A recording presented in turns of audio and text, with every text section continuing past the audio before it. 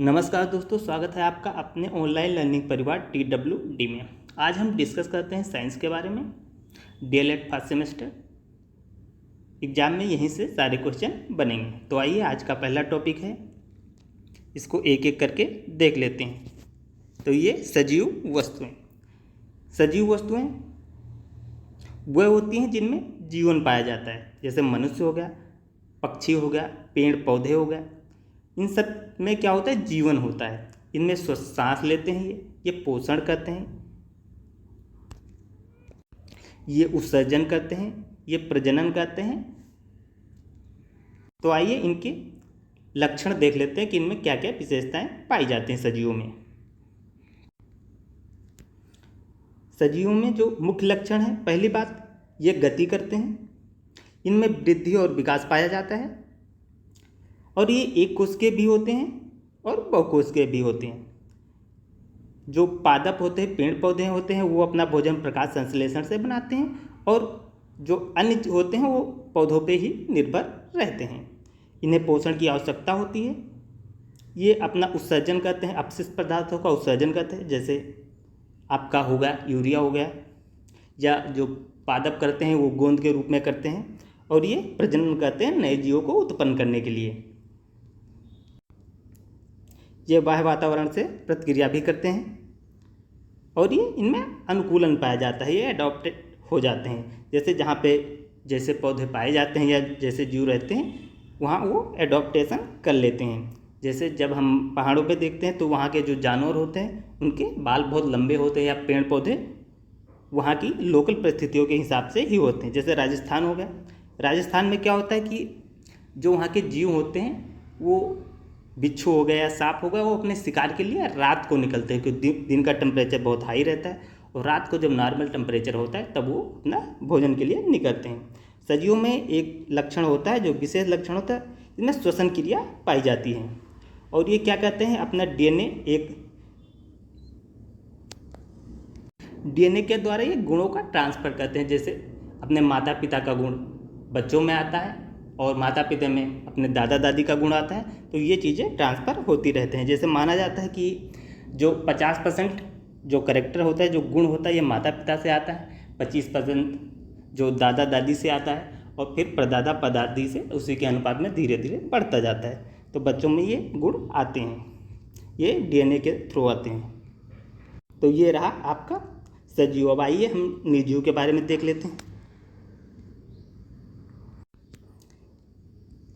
निर्जीव वस्तुएं क्या होती हैं? ये वस्तुएं होती हैं जिनमें जीवन नहीं पाया जाता। जैसे आपका प्लास्टिक हो गया, और लोहा हो गया, लकड़ी हो गया। ना इनको श्वसन की आवश्यकता होती है, ना इनको पोषण की आवश्यकता होती है, और ना ही ये अपने आप चल सकते। जैसे हमको मेज लेना है, तो एक जगह से दूसरी जगह मेज को हमको लेके जाना पड़ेगा, ये अपने आप चल के नहीं जाएंगे। तो ये चीज़ें इनमें पाई जाती है। आइए इनके कुछ गुण देख लेते हैं निर्जीव वस्तुओं के। जो निर्जीव वस्तुओं के मेन लक्षण है, पहली चीज़, इसमें कोई कोशिका नहीं पाई जाती। जैसे सजीवों में होती है कि सजीवों में कोशिका पाई जाती है, और कहा जाता है कि ये क्रियात्मक एवं संरचनात्मक इकाई होती है जीवों की, मगर ऐसा निर्जीवों में नहीं होता। इसमें कोशिका ही नहीं पाई जाती है, और इनमें कोई विकास नहीं होता, और इसमें चालन भी नहीं पाया जाता है, और पोषण की भी आवश्यकता नहीं होती, और इनको भोजन की आवश्यकता बिल्कुल भी नहीं होती है। निर्जीव श्वसन नहीं करते हैं, और प्रजनन भी नहीं करते हैं। इनकी कोई अवधि नहीं होती। जो मनुष्य होता है 60 साल जीता है, 70 साल जीता है, या उसकी एक लिमिट होती है, मगर इनकी कोई फिक्स लिमिट नहीं होती है।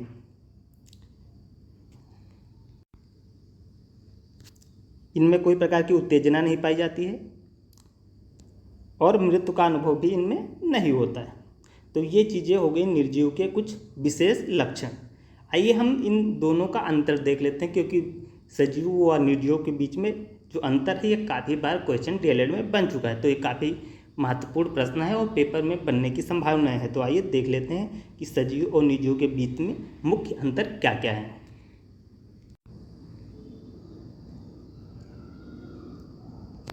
सजीव और निर्जीव के बीच में हम अंतर देख लेते हैं। पहली चीज़, सजीव और आधार और निर्जीव। कोशिकीय संरचना। जो कोशिकीय संरचना होती है ये सजीवों में कोशिकीय संरचना पाई जाती है, वन्य निर्जीव में क्या होता है, कोशिकीय संरचना बिल्कुल भी नहीं पाई जाती है। अब आइए दूसरा देख लेते हैं, संवेदनशीलता। जो संवेदनशीलता का जो गुण होता है ये आपका सजीवों में पाया जाता है, वन्य निर्जीव में संवेदनशीलता नहीं पाई जाती। जैसे आपने छुई मुई का पौधा देखा होगा, जब हम उसको आप टच करते हैं तो क्या होती है, उसकी पत्तियां मुरझा जाती हैं, तो उसमें क्या पाया जाता है, संवेदनशीलता पाई जाती है। फिर अगला देखते हैं मेटाबॉलिज्म।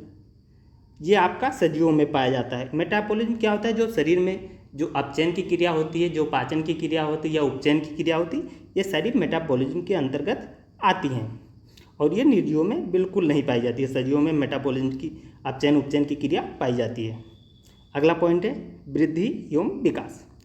वृद्धि एवं विकास, जो वृद्धि होती है, विकास होता है, ये केवल सजीवों में देखा जाता है। सजीव में वृद्धि होती है, विकास होती है। वृद्धि और विकास केवल सजीवों में पाया जाता है। वृद्धि जैसे लंबाई होती है, आपका वेट हो गया, और विकास जैसे आपका मानसिक बताया, सामाजिक विकास हो गया और संवेगात्मक इमोशनल डेवलपमेंट होगा। ये सारे के सारे आपको सजीवों में देखने को मिलेंगे। ये चीज़ें आपको निर्जीव में देखने को बिल्कुल नहीं मिलती हैं। तो आज हमने डिस्कस कर लिया सजीव क्या होते हैं, उनके लक्षण क्या है, निर्जीव क्या है, निर्जीव के लक्षण क्या है, और सजीव और निर्जीव के मध्य के अंतर क्या होते हैं। तो यहाँ से बहुत सारे क्वेश्चन पेपर में सीधे बनते हैं, तो काफ़ी महत्वपूर्ण पॉइंट है और सारे मैक्सिमम क्वेश्चन यहीं से बनने हैं। ये वीडियो आपको कैसी लगी? यदि अच्छी लगी हो तो इसे लाइक कीजिए, शेयर कीजिए और चैनल को सब्सक्राइब कर लें। यदि आपको इसकी PDF चाहिए तो आप टेलीग्राम चैनल ज्वाइन कर लें, वहीं पे सारी PDF अवेलेबल है, आपको मिल जाएगी। तो इस वीडियो में इतना ही। जय हिंद, जय भारत।